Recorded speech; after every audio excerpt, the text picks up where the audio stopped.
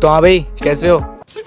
साले का खोपड़ी तोड़ साले। तो ये बात है उस टाइम की जब मैं 8 क्लास में था।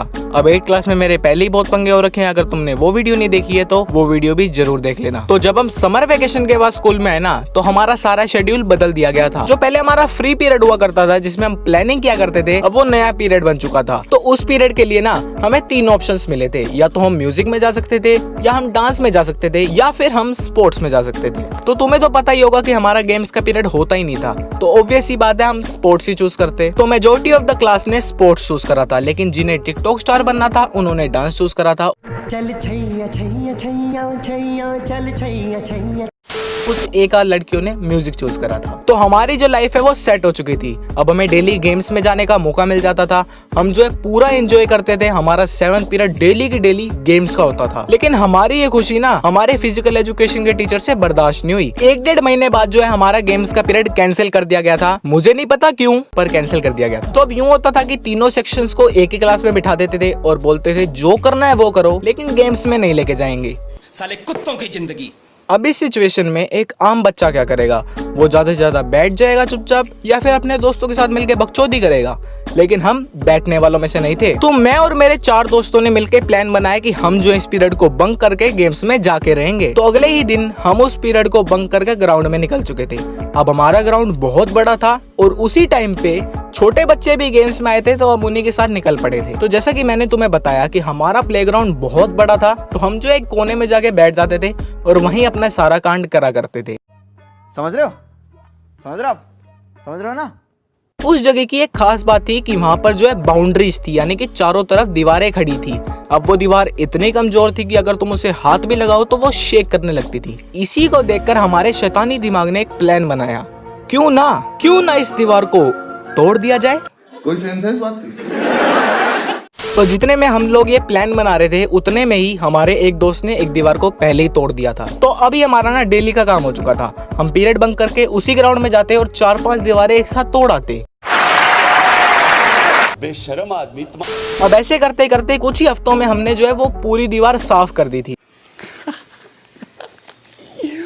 तो अब एक दिन यूं हुआ कि हम 5 दोस्तों में से 2 दोस्त जो है लकीली एब्सेंट हो गए थे। तो अब हम 3 बचे थे, मैं और मेरे 2 और दोस्त थे। तो अब हमारा डेली का प्लान पीरियड बंक करना, ग्राउंड में जाना, दीवारें फोड़ आना। तो हमने फिर से वही करा, दीवारें तोड़ी। लेकिन इस बार एक बच्चे ने हमें ऐसे करते हुए देख लिया और वो हमारे टीचर को चुप करके कंप्लेंट लगाया। अब हम तीनों को जो है वो क्लास में बुलाया गया और हमें 2-2 डंडे मारे, लेकिन लकीली मैं यहाँ बच गया। सर ने बोला बेटा तू जाके क्लास में बैठ जा। अब आई वॉज लाइक ओके। शायद उन्हें लगा होगा कि मैं बेगुनाह हूँ, लेकिन मेरे दोनों दोस्तों को जो है वो प्रिंसिपल ऑफिस में लेके जा रहे थे। अब मुझे अच्छा नहीं लगा कि यार वो 2 दोस्त जो है मेरे फंस चुके हैं। तभी बाहर से आवाज आती है सर, वो भी हमारे साथ था।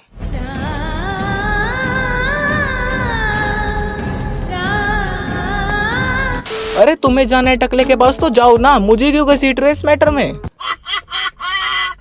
लेकिन हम तीनों को जो है वो प्रिंसिपल ऑफिस में ले गए सर। बीच रास्ते में मेरे दोनों दोस्तों की गंदी तरीके से फट चुकी थी और वो दोनों सर को मना रहे थे। सर सॉरी यार सर, आज के बाद ऐसा नहीं होगा सर, प्लीज सर। आज हो गया सर, आज के बाद कभी नहीं करूंगा सर, प्लीज सर। मैं तो दीवारें देखूंगा भी नहीं। ऐसे वो मनाते गए, लेकिन सर ने उनकी एक नहीं सुनी। सर हम तीनों को प्रिंसिपल ऑफिस में ले गए और प्रिंसिपल का पहले ही दिमाग खराब था और ऊपर से हमारी शिकायत और लगा दी थी। जैसे ही प्रिंसिपल ने ये सुना कि हम ये कांड करके आ रहे हैं, पहले तो वो हंसा,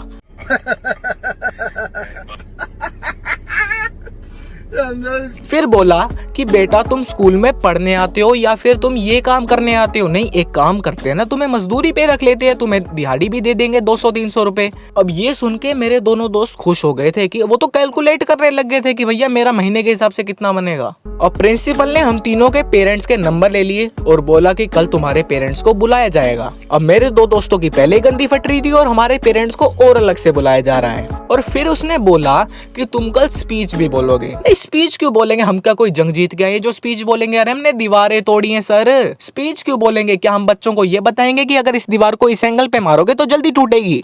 कुछ भी। तो जैसे ही हम उसके ऑफिस से बाहर निकले हमें पता लगा कि छुट्टी जो है हो चुकी थी। हम तीनों ने बैग पकड़े और घर के लिए रवाना हो गए। हमें घर जाके पता लगता है किसी का कोई फोन नहीं आया था स्कूल से और ना ही आने वाला था। और अगले दिन जैसे ही मैं स्कूल में गया मुझे लगा आज तो भाई स्पीच है मेरी, बच्चों को हम ट्रेनिंग देके दीवारें तोड़ने की, लेकिन ऐसा भी नहीं हुआ। यहाँ प्रिंसिपल खेल गया, ना तो फोन आया घर पे ना हमसे स्पीच बुलवाई। उस दिन बस प्रिंसिपल के लिए एक बात आई है मेरे मन में, झूठ बोलो, बार बार झूठ बोलो, जो भी बोल सकते हैं सब झूठ बोलो। तो बस यार आज के लिए इतना ही। अगर वीडियो पसंद आई है तो लाइक करना, ऐसी वीडियोस और देखनी है तो चैनल को सब्सक्राइब करना।